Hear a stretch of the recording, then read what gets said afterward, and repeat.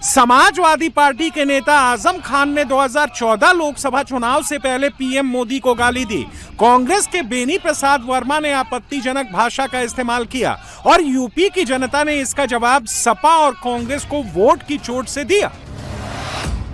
UP में 2014 के लोकसभा चुनाव में बीजेपी गठबंधन 10 से 73 सीटों पर पहुंच गया, जबकि सपा 23 से 5 सीटों पर सिमट गई और कांग्रेस 21 से 2 सीटों पर पहुंच गई।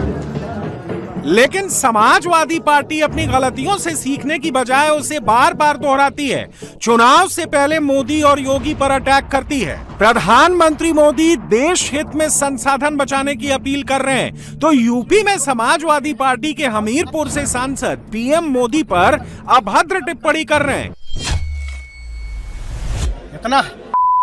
इतना देश विरोधी ऐसा कोई प्रधानमंत्री आज तक हुआ नहीं है और न आगे आने वाली सरकारों में ऐसा मिलेगा।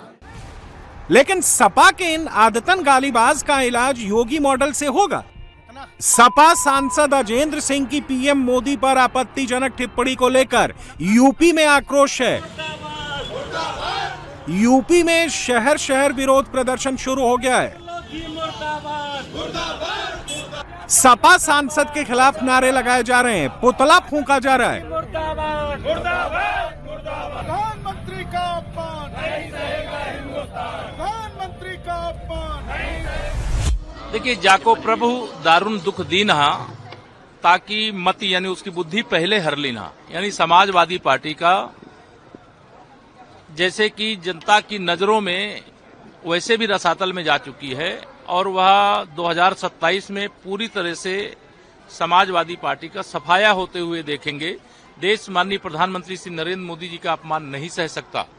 यह अपमान देश के माननीय प्रधानमंत्री का अपमान है, देश की 140 करोड़ जनता का अपमान है और यह अपमान करने वालों के लिए बस इतना ही मैं कहना चाहूंगा, उनकी उस भाषा का जवाब हम उस भाषा में दे सकते हैं, लेकिन हमारे संस्कार हम इसके लिए अनुमति नहीं देते।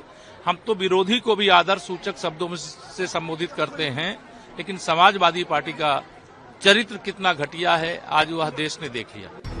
बीजेपी इस टिप्पणी से आग बबूला है। सीएम योगी आदित्यनाथ ने समाजवादी पार्टी के सांसद की टिप्पणी को मर्यादा का उल्लंघन करार दिया है।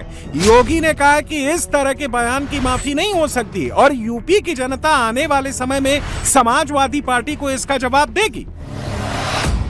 बीजेपी नेता की शिकायत पर सपा सांसद के खिलाफ महोबा में गंभीर धाराओं में केस दर्ज कर लिया गया है।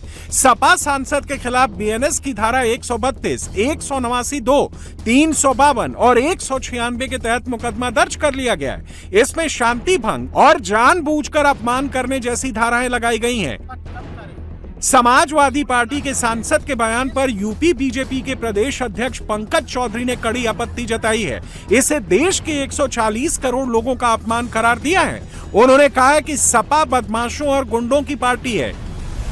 सपा सांसद ने जिस प्रकार से प्रधानमंत्री श्री नरेंद्र मोदी जी के बारे में गंदी और घटिया भाषा का इस्तेमाल किया है, उससे साबित हो गया है कि सपा गुंडों और गालीबाजों की पार्टी है।